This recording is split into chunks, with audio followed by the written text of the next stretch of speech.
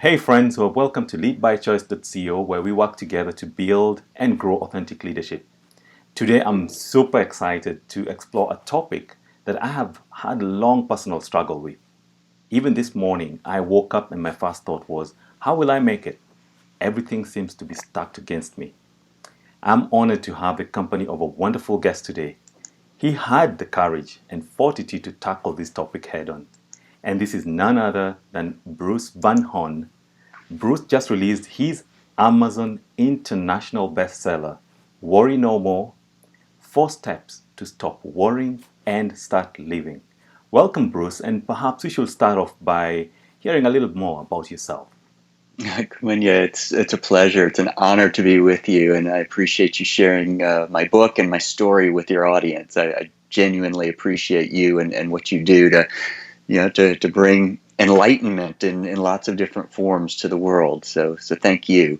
So I always want to start with gratitude. Um, yeah.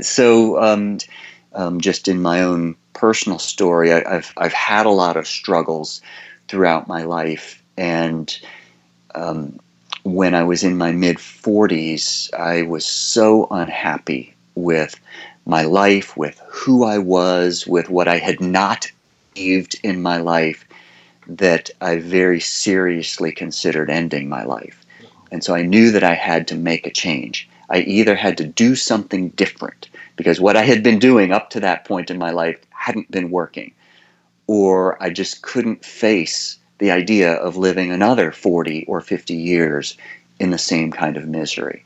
And so I launched on this personal development journey, very skeptical, quite frankly, of whether or not it was working. But I knew that what I had been doing up to that point in my life had not worked. So I was really willing to try anything at that point. And so I did make some significant changes and made a lot of progress and turned my life around and grew my life coaching practice, started writing and blogging and podcasting.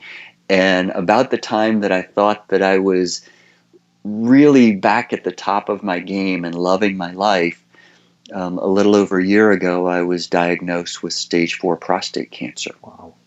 And so was kicked all the way back down to the ground again. But this time it didn't break me.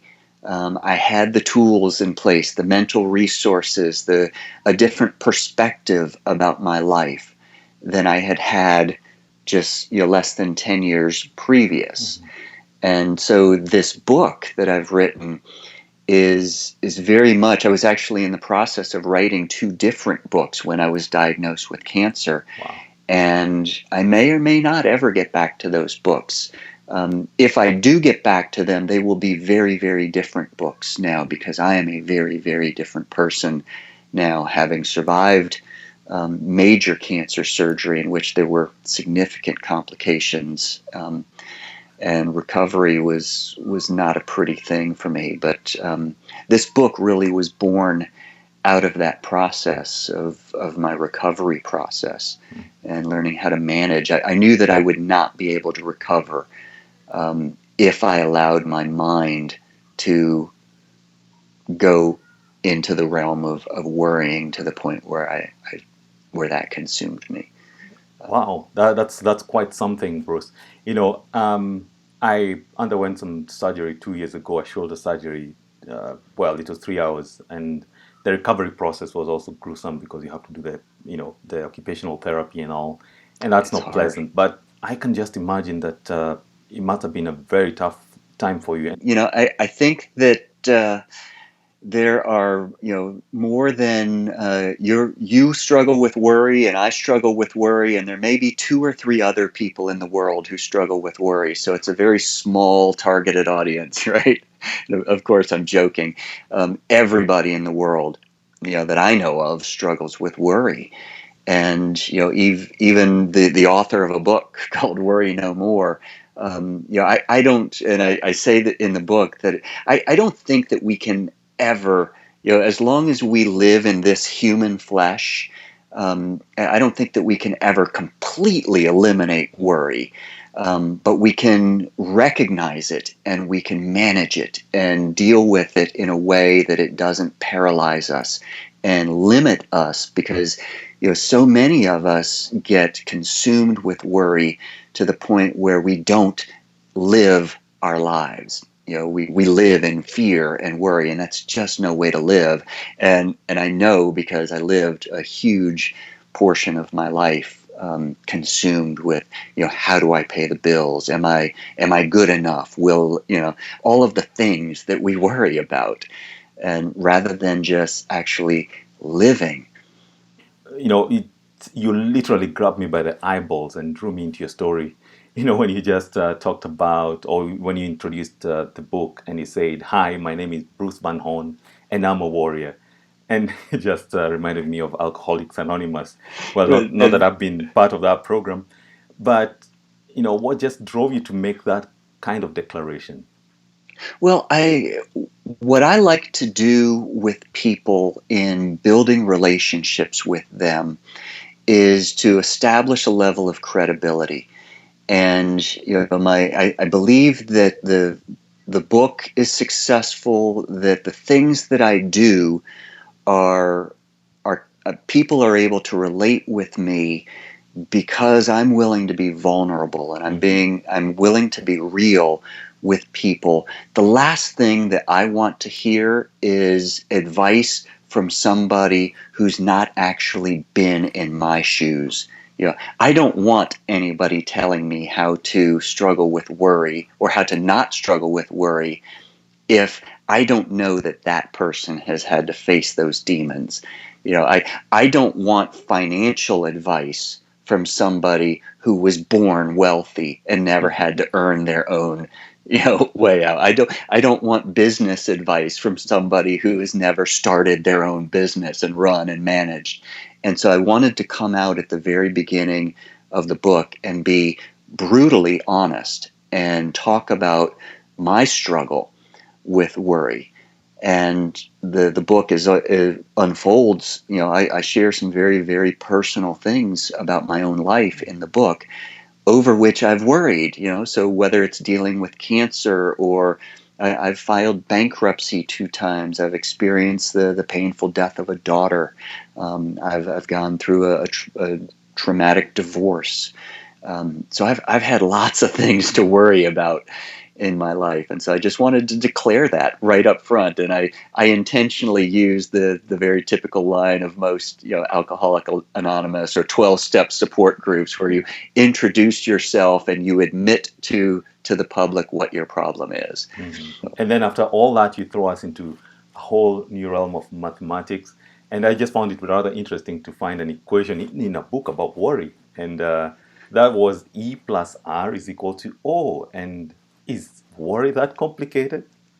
Worry is not very complicated, but I chose the formula. Well, the things that we worry about do get very complicated, because when we start worrying about one thing, that leads us to worrying about another thing, and then we actually get worried about whether or not we're worrying too much, right? So it's this snowball effect. The E plus R equals O formula is a formula that I learned when I was making my original personal transformation and turning my life around. And it's that formula that that really did change, and in many ways saved my life, because when I was in my 40s and I was looking at all of the things that had happened to me, Hmm. 2 bankruptcies, the death of a daughter, a very difficult marriage, just lots and lots of difficult situations.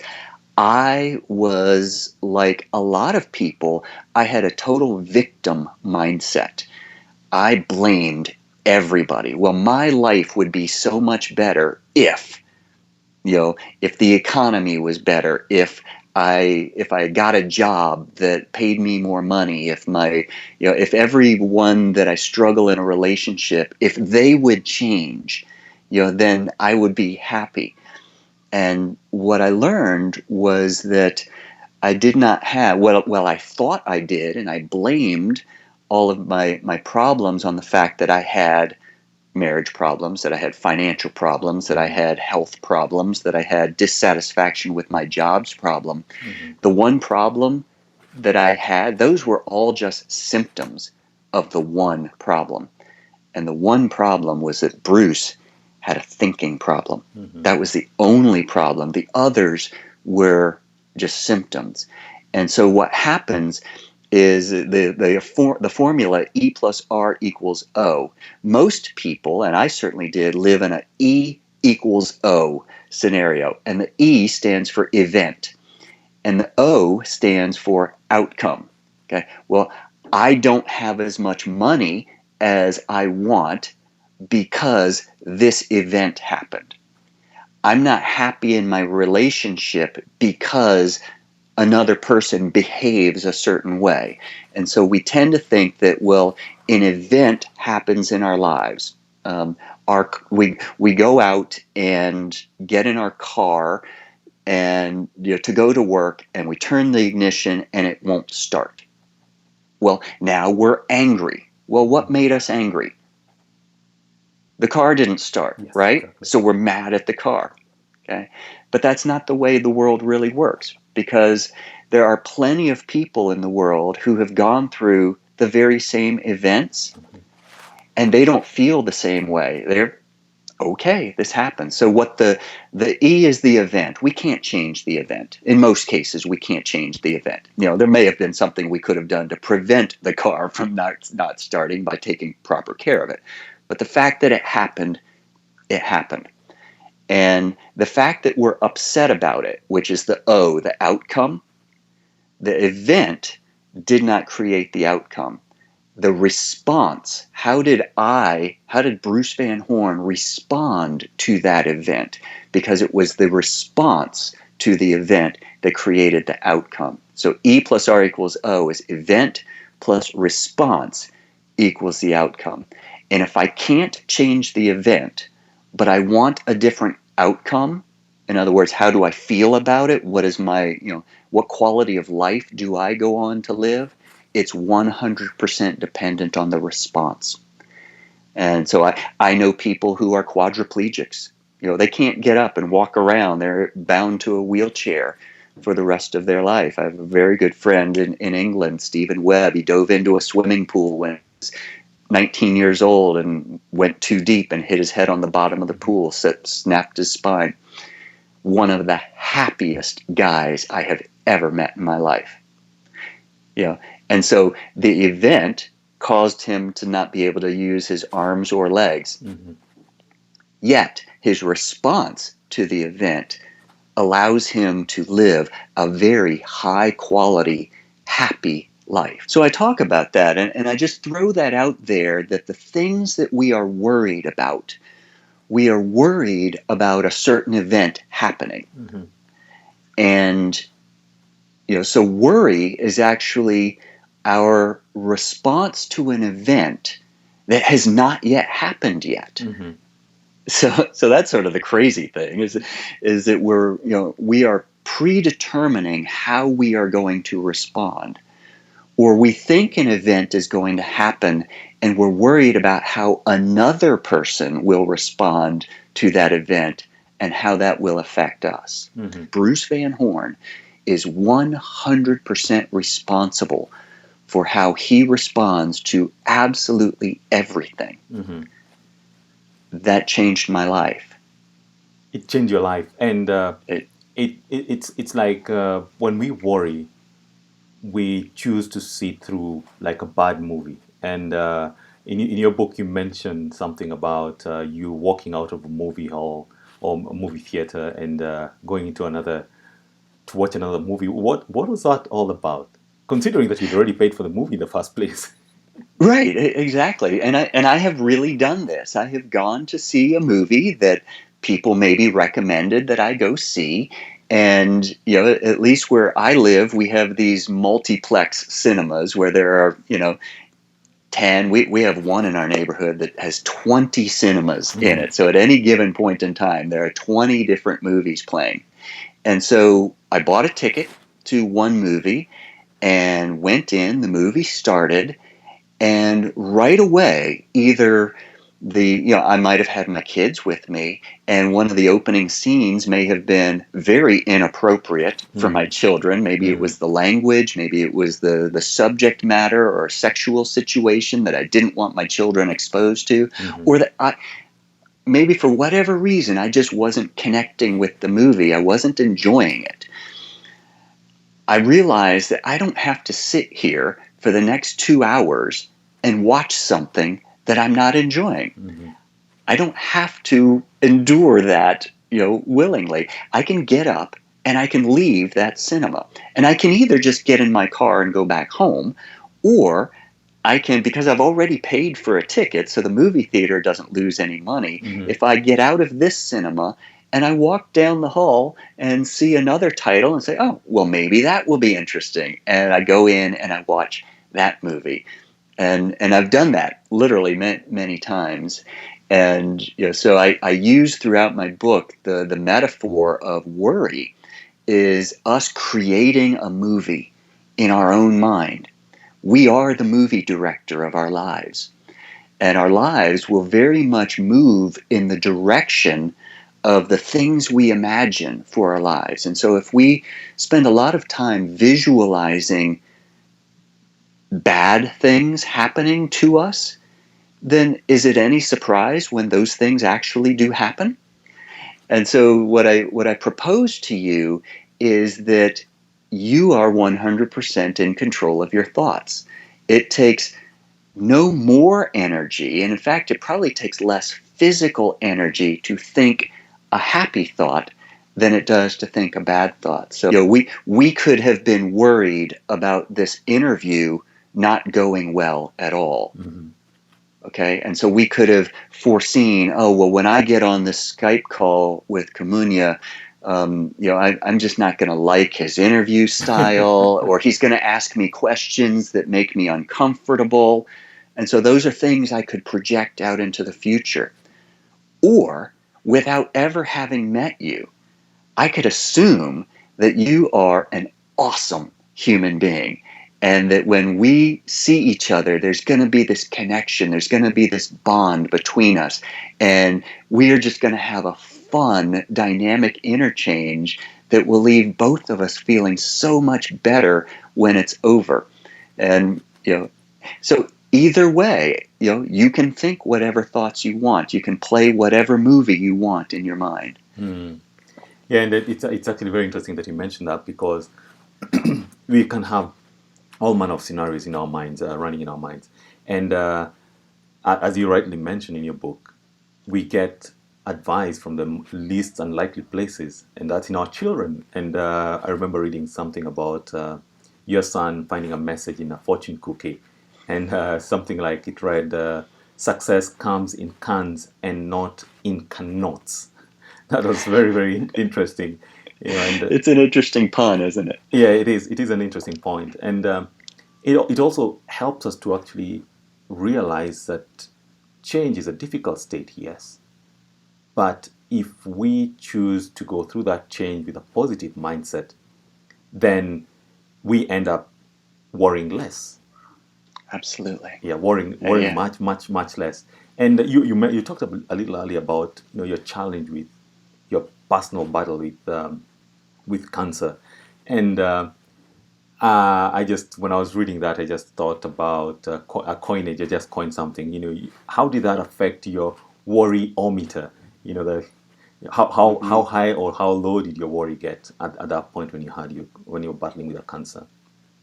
Well, the day I got my diagnosis, Mm-hmm. my worryometer went pretty high, because I'm a single dad. I Mm-hmm. have full custody of my two boys, so Mm-hmm. I worry, you know, if this cancer is going to kill me, what's going to happen to my boys? Mm-hmm. And so I worry about that. If it's not going to kill me, but it's going to debilitate me, how am I going to be able to provide financially for my boys? Mm-hmm. So yes, for a brief period, I had all of those thoughts run through my mind. But one of the things that you do, I'm a marathon runner, Mm-hmm. And, so going back to that quote that says success comes in cans, not in cannots. It's all about self-talk. And I also used the quote from Henry Ford, who said, whether you think you can or you think you can't, you're right. Mm-hmm. Because the person who thinks they can't possibly do something, they can't. There's that mental block. They will never put forward the type of mental or physical energy necessary to achieve success if they don't think success is possible. But a person who does think success is possible may fail, but they may succeed, and they very likely will succeed. And so what I decided was that success comes in cans. And so I started saying to myself, I can do this. I can overcome this. I can beat this. And I wind up speaking, because I'm now a cancer survivor, I speak to a lot of cancer patients. Mm-hmm. And there are clearly those people who have given up. And even though their doctors think that there's a chance that we can beat this, if the patient doesn't think so, there's not much the doctor can do for that patient. Exactly. And what I learned was that as a marathon runner, the way we talk to ourselves is a muscle that we have to exercise. And so if I spent most of my life being a very negative, pessimistic person. I criticized myself. I said things like, Bruce, you'll never be able to do that. Bruce, you're not good enough. Bruce, you're not handsome enough. You're not smart enough. You're not wealthy enough. And it took time to make the transition to start exercising those muscles of developing a positive self-esteem, just like the muscles of marathon running. I live in a very hilly community. And when I first started running, it was very, very, I had to walk up most of the big hills in my neighborhood. Now, 10 years later, I run up and down those hills, like they're no big deal. The hills have not changed, Kimunya. The hills have not changed. I have. Yeah. And so the more we talk to ourselves using positive language, then many of the events won't change. But the way we handle them, the way we respond to them. So the way I responded to cancer was very different than the way I would have responded to it had I gotten the same diagnosis 5 or 10 years ago. Exactly. And that response is actually what mediates between you and your worry. It reminds you, it's being very conscious and very deliberate about reminding yourself that yes, there's worry, but it will not control me. If I'm to take away anything from your book, it's an example I read about a rubber band, and putting a rubber band on your wrist and snapping a rubber band on the wrist whenever I worry. And the pain that comes out of that is just going to remind me to snap out of it. I thought that was a very interesting analogy or example of something practical that I can take away from the book. Yeah, and I don't know if you watch old movies. We don't do it anymore, but the old television shows and the old black and white movies, very often it portrayed a woman, but somebody who is just, so something has happened and one character in the movie is hysterical. Means that they have just lost all sense of reality because they're so consumed with whatever it is they're upset about. And very often, someone in the movie will take that person by the shirt and say, "Get a hold of yourself, get a hold of yourself," and they can't. And so it takes you taking and slapping the person on the face, and then it's like, oh, it wakes them up from a bad dream. Exactly. And very often in the TV show or in the movie, the person, instead of being upset that they just got slapped in the face, they say, "Oh, thank you. I guess I sort of lost control there." And so very often when we are consumed with these thought patterns, we need some kind of shock, a sudden pain, a jolt, a smack in the face Mm-hmm. to snap us out of that thought pattern and to bring us back to this moment. Yeah. And I think that's awesome. That's something that I'm actually going to take. Good. I think I'll be in a lot of pain the next couple of months. Yeah, you'll have a From red wrist. another observation you make, and I'm going to quote this: "Fear loves isolation and darkness. Fear hates light and community. Tell someone your fears, shine a public light on it, and it will flee." Do you think this has any bearing on how we can grow into more authentic leaders? Oh, absolutely. And it's largely what I do in the book. I just start off by saying, "Hi, I'm Bruce Van Horn. I'm a worrier." Mm-hmm. And just the act of, and religion knows this so well, the act of confession Mm-hmm. in and of itself is a very healing process. Exactly. To admit what you have done to another human being, or to God, but usually to another human being, to Mm-hmm. confess, I did this. I wish I hadn't done that.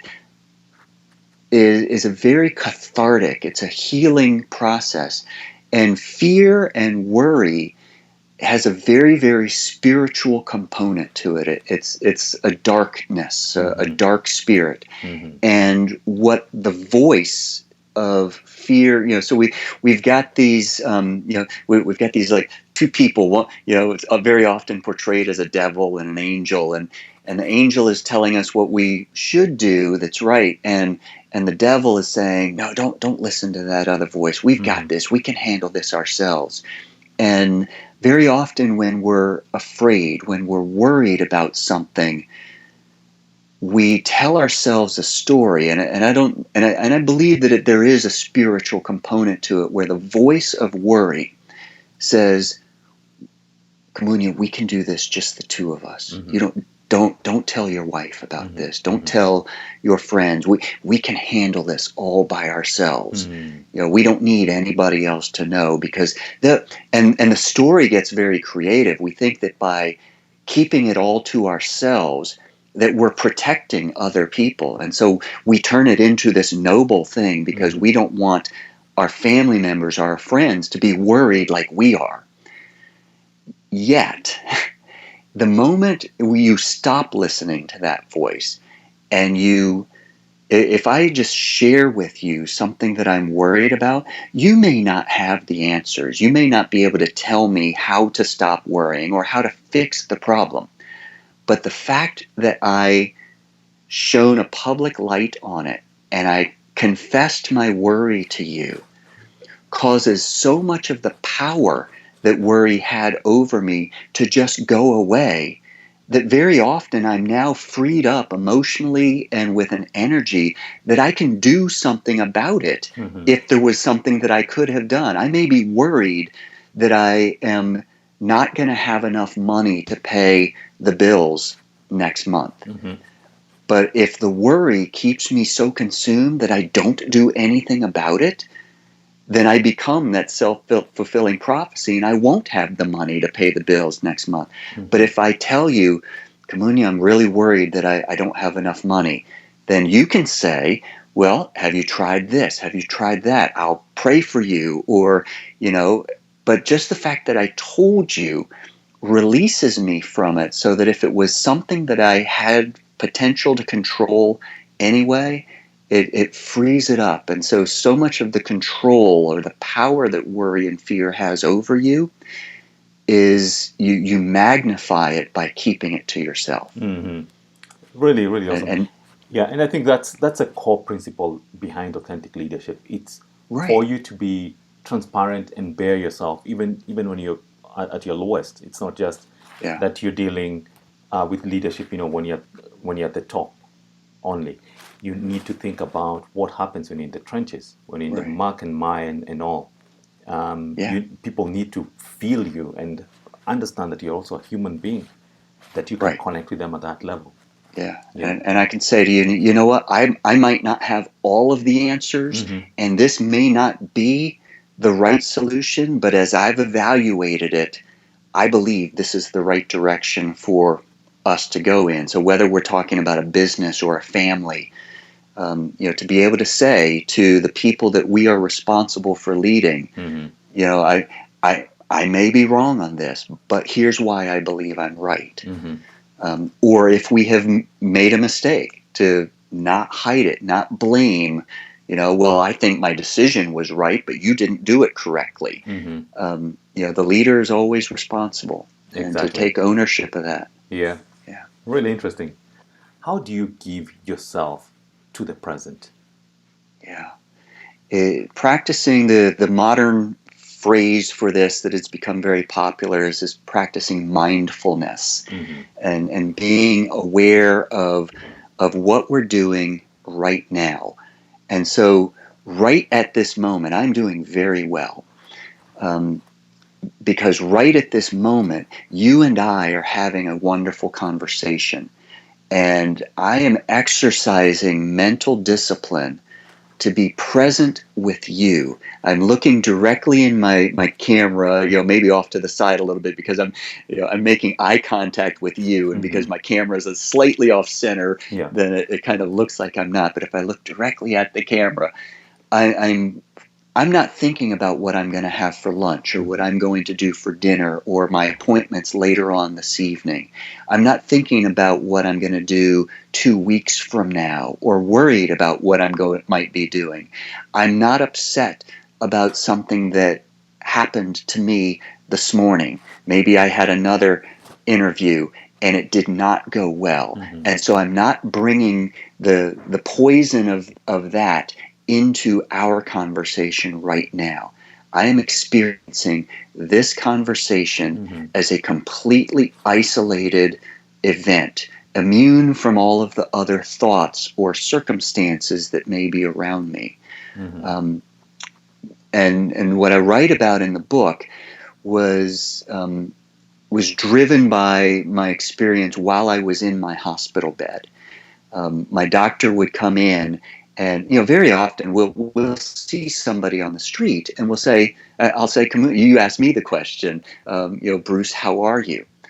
And I could say, oh, I'm not doing very well. And you could say, well, why?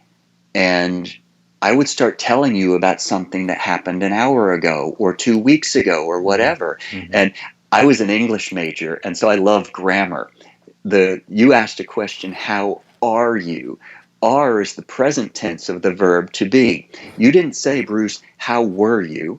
Or how have you been? Or based on the past, you didn't say, how are you going to be? You said, how are you? Which requires that I answer the question, how am I doing right now? Right now. And that's how you give yourself the gift of the present. When my doctor would come in while I was in the hospital, he would ask me a series of questions, and they were very specific, and in fact, he needed me to answer them in the context in which they were asked. So if he said, Bruce, how are you? He didn't want to know what kind of night I had, what pain I was in an hour ago. He wanted to know, Bruce, right now, what are you feeling? Do you have pain in your abdomen? Are you dizzy? Are you lightheaded? Are you thirsty? How are you right now? Or he would say, Bruce, how was your evening? Did you have pain? What symptoms did you experience since the last time I was here? And by answering those questions in the context in which he asked them, he was able to better diagnose me. So if I had pains in the evening and I still have them now, that gives him an idea of what to do. If I had pains earlier in the morning, but I'm not experiencing them now, it lets him know that maybe a drug that he gave me is working or not working. So learning to be present. So much of our, first of all, worry is thinking about the future. So we spend so much of our lives thinking about what's not happening. Mm-hmm. instead of thinking about what is happening. So if I'm worried about something, I'm thinking about something that has not yet happened, which means I'm not living in the present. And you can't actually worry about something that has already happened. Mm-hmm. The event may have happened, and you may be worried about future repercussions of that event or Mm-hmm. future consequences of that event, but you're still thinking about the future. Yeah. And so you rob yourself of the only thing that exists. Mm-hmm. And the only thing that exists is this moment right now. The Exactly. only place, the only time in your life when you have any power to do anything to change your future is right now. Mm-hmm. And so if you are not focused on right now, granted, I'm not saying that we shouldn't have dreams and hopes and aspirations and plans for the future. Mm-hmm. But if they're only dreams and plans and we don't do anything about them today, Mm-hmm. we can't make them come true. So the only way we can change the future is by the way we live right now. Exactly. And And that, so that's what I really mean by giving yourself the present. yeah. And by living now is a gift Mm-hmm. that you give yourself in the future. Mm-hmm. Mm-hmm. That is tremendous. Um, you urge us to rest in our peace. Hmm. I found that quite interesting. What are these all about?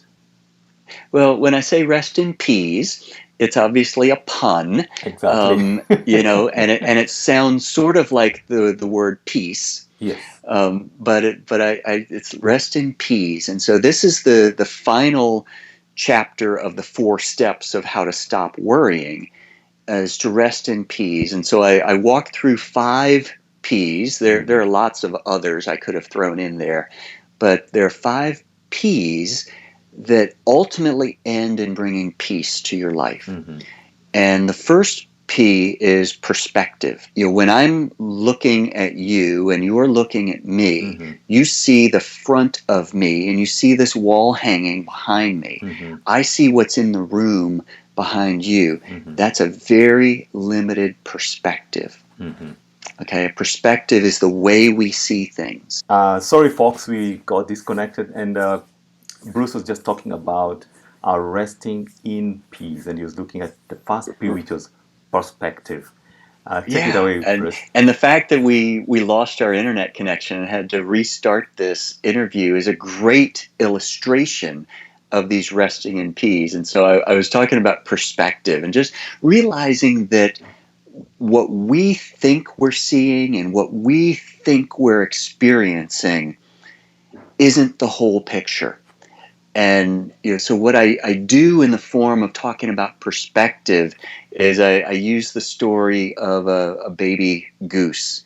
I live in a community. There's a beautiful lake near me, Mm-hmm. and so if you're walking along the edge of a lake and you see this round white object on the bank of the lake, and you don't have a concept of what egg means, Mm-hmm.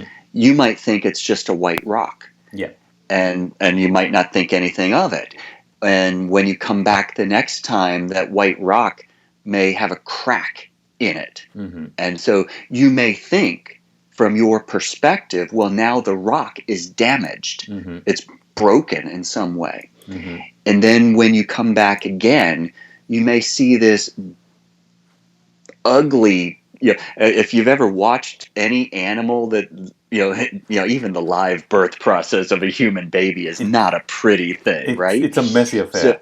yeah, and so but even watching chickens or birds of any kind break out of their shell, Mm-hmm.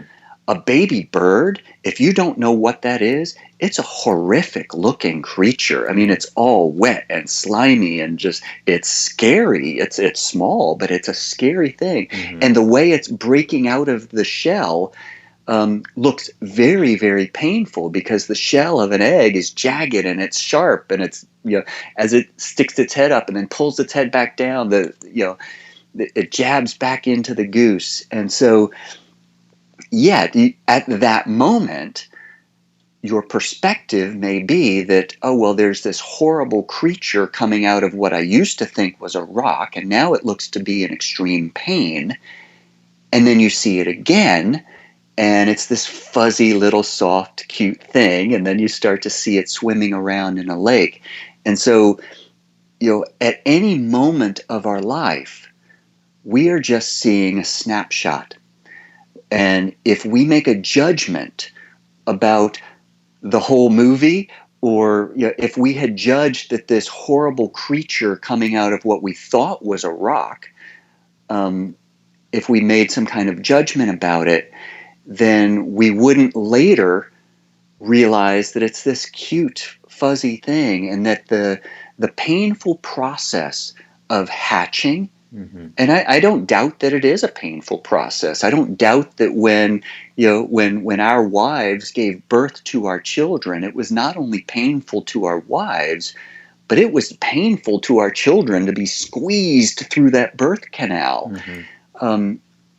Yet, the perspective is that that's a necessary pain. It's part of the natural birthing process. The hatching of an egg is, and so what I encourage you to do is that whatever you're worried about, whatever painful thing that you may be going through, or you might be going through in the near future that you're worried about, it may not be an ugly, painful thing. It may be at the time, but it might also be the birth of a new you. It may be the natural process that you need to go through to become this beautiful creation who will ultimately learn how to swim around a lake, who will ultimately learn to fly above the trees that we are only looking down, or from the ground level, a tree looks one way, but from the air, the neighborhood, the community that we live in looks very different from 1,000 feet in the air than it does on ground level. So I encourage you to ask for a shift in perspective for what you're going through. And so that's the first P. And then the next thing that I talk about is a plan. It's easier to look back over our lives. When you're in the middle of a crisis, it's hard to understand whatever it is we're going through right now fits into a plan. But yet we can look back over our lives and see that, well, because this happened and that happened and this happened, we're able to connect the dots and see the path that our life has followed to bring us to this point. And so we can say things like, oh, well, that thing that happened to me 5 years ago, well, I see now that it was part of the plan for my life because it taught me something. I met somebody. I was given this opportunity because of whatever it is that happened. And so the idea is that whatever it is that you're worried about, to trust that your life does follow a plan. And so we start to get into faith at this point, and to trust that there is a plan for your life. And so it would be great for us to say that the breaking of our internet connection just now was not accidental, that it happened for a reason. Maybe we needed to stop for a second to regroup, and maybe it gave me just enough time to think of a different way to give an illustration to a point. Now, I don't know that that's why, but I'll trust that there was a plan for that. And you had a plan for if the internet disconnects, you had a plan for how do we reestablish connection and just continue with it without it getting to be this great big thing that there's all this drama. Now, the thing about a plan, and this falls into what you talk about so well with leadership, is management is about making sure that a plan is followed. right? So a business has certain protocols. We have a business plan. Mm-hmm. When a customer has this sort of problem, this is the way we handle that problem. Mm-hmm. So management is all about making sure that people act according to a plan. Mm-hmm. Leadership is about the next P. It's about purpose. Mm-hmm.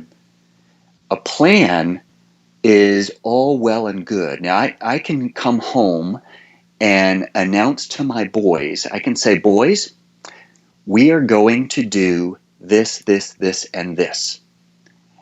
And my boys will look at me and say, okay, why? Mm-hmm. My boys want to know why we are Exactly. going to do it. Yeah. And that's the role of leadership, is to say, okay, there is this plan in place, but it's not just a randomly assembled plan. There is a higher purpose for it. Mm-hmm. Mm-hmm.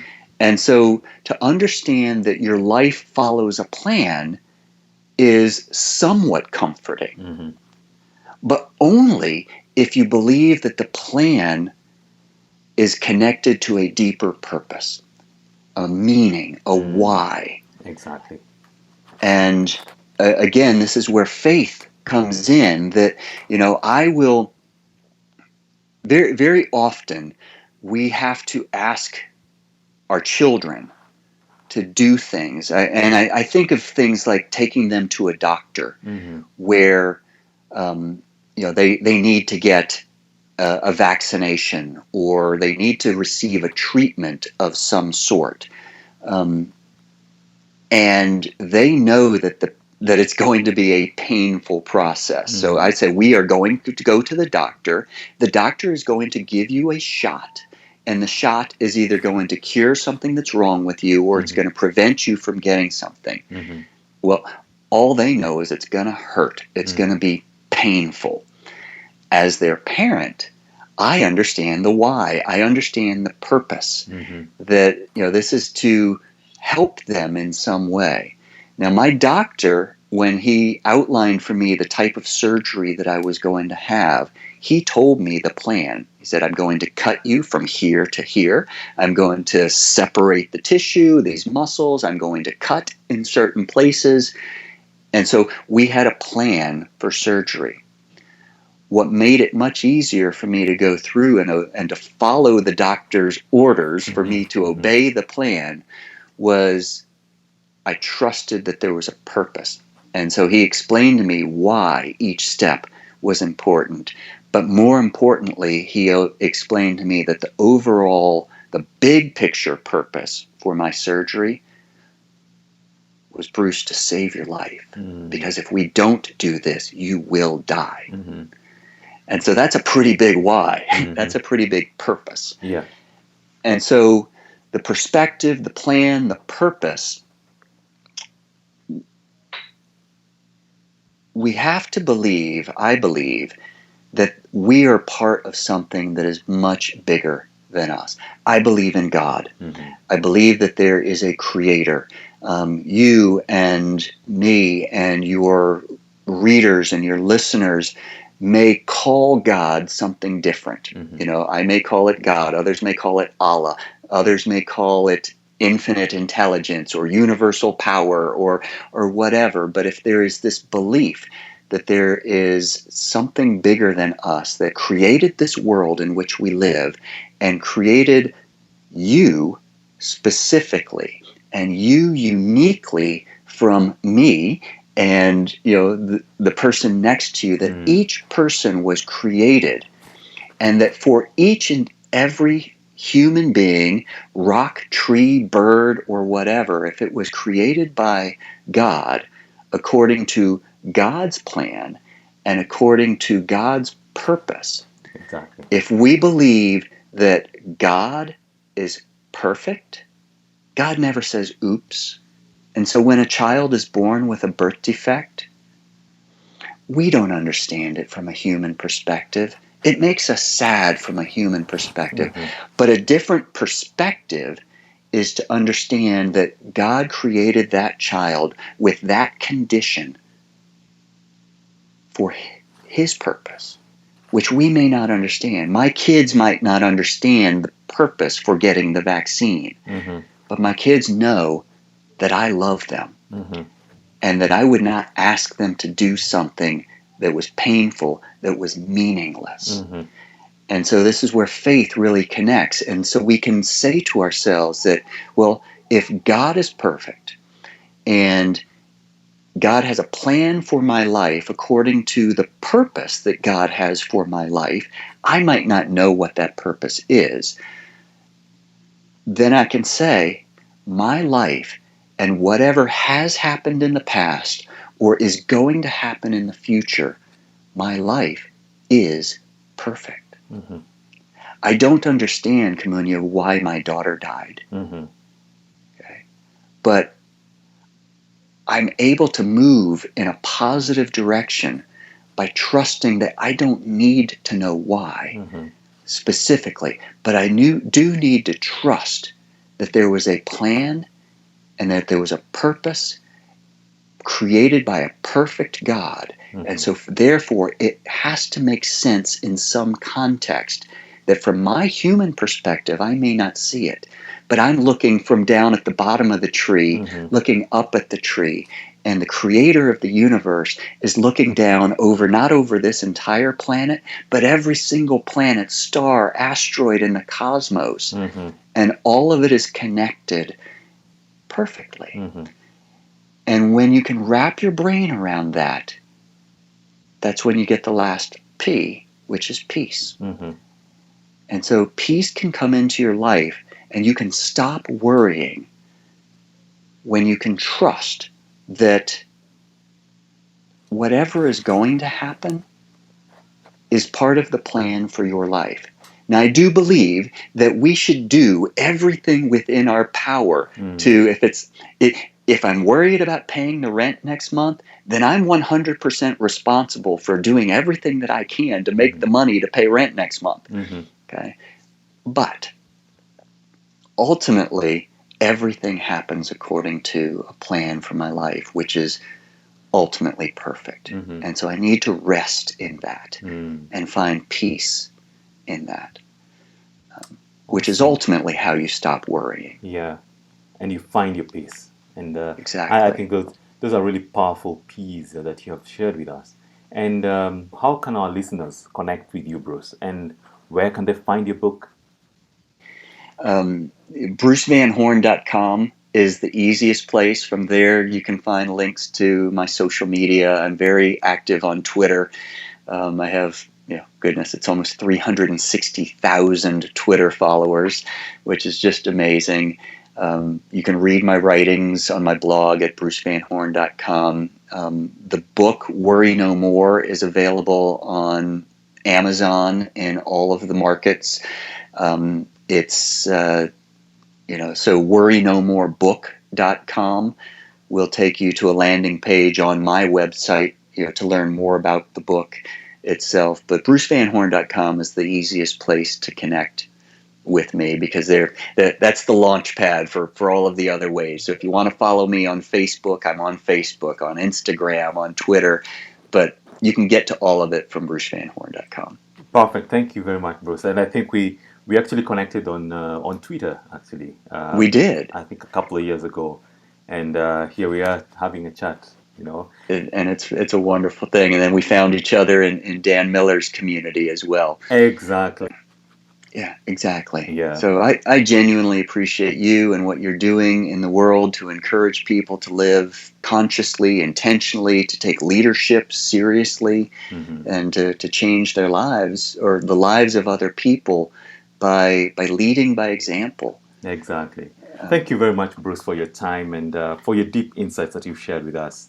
And of course, there's a special thanks to you, our dear listeners, for joining us today. And if you found this chat useful, I'd appreciate if you could share this with your friends, your family, with your community. And a comment would be great too. We should connect in that way. And I know that change can be difficult.